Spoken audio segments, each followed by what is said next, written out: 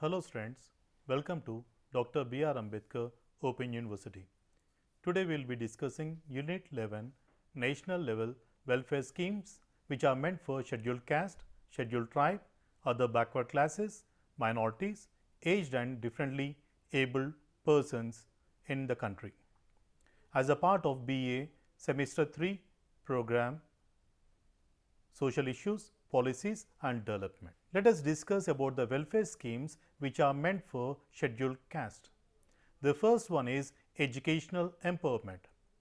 The government is providing various scholarships to the students who belong to scheduled caste who are economically poor.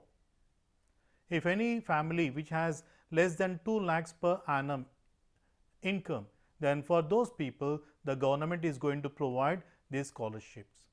The scholarships can be classified into multiple types. The first one is pre-matric scholarship.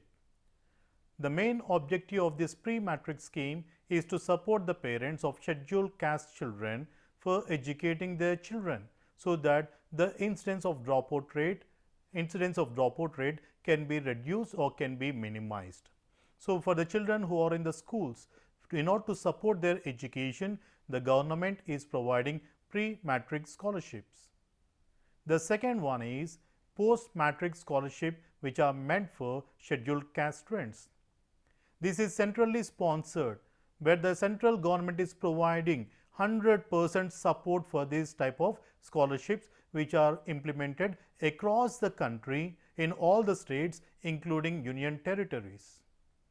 So, it may be used for the children's higher education, maybe graduation, post graduation, if they want to do MPhil or else even for PhD. Whether it is a professional or non-professional course does not matter, the government is going to provide the scholarship in order to continue the education among the scheduled caste students. The third type is that we are going to provide scholarships for higher education as well as coaching scheme.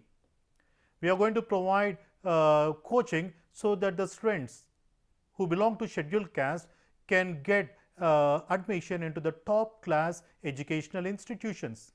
Like we provide coaching for them to appear in the NEET examination so that they can get admission into medicine. We give coaching for MSET so that they can come into engineering and so on. So, whatever the educational institutions are there, we are going to turn that into world class institutions wherein the children who are studying there can also enter into world class institutions. They can pursue either professional or non-professional courses. We also have a scheme under that where we have national fellowship for doing or pursuing MPhil and PhD.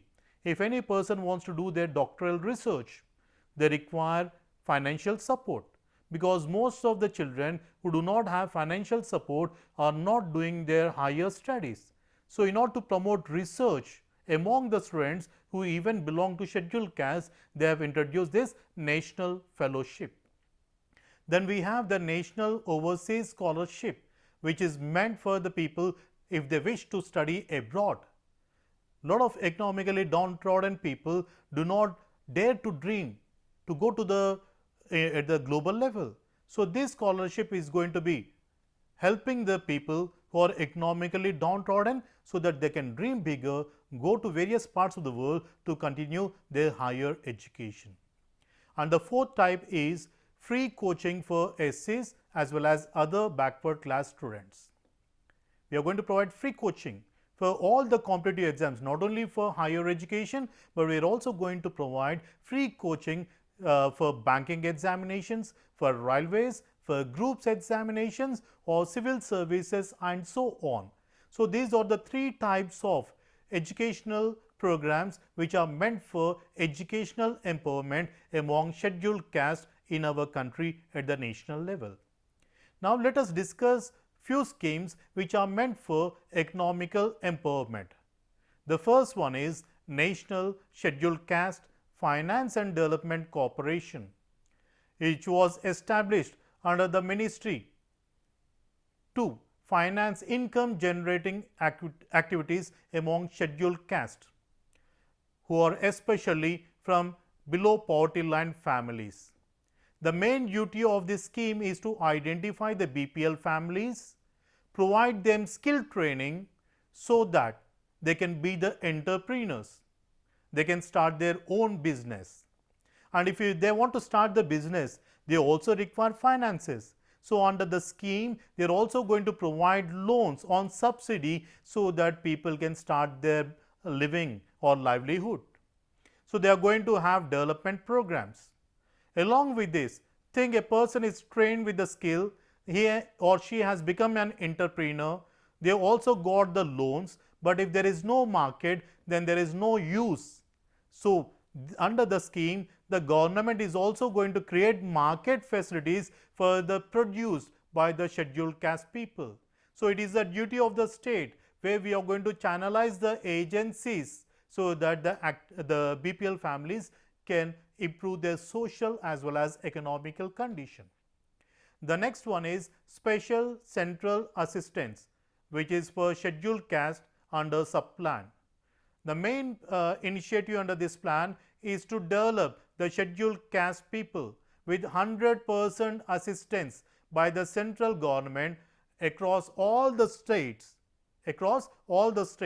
Our duty is to identify the poor people and give special assistance so that they can come out of the poverty line.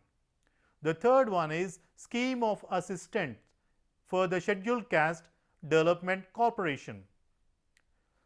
In this, we are going to have a scheduled caste development corporation which is sponsored by the central government in the ratio of 49:51%.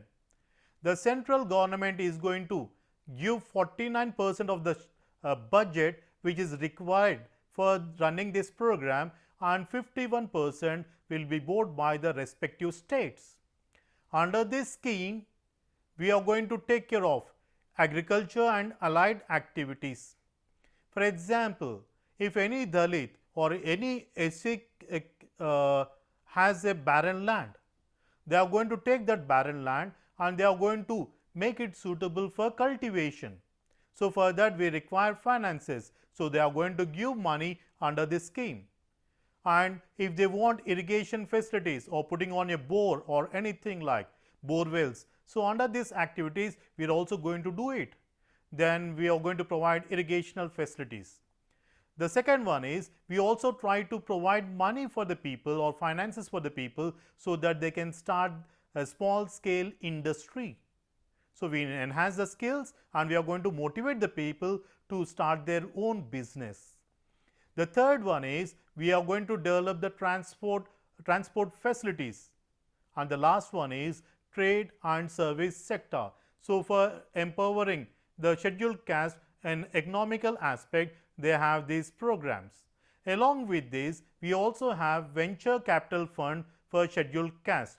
It is to promote entrepreneurship among the scheduled caste. We also have credit enhancement guarantee scheme which is meant for SCs.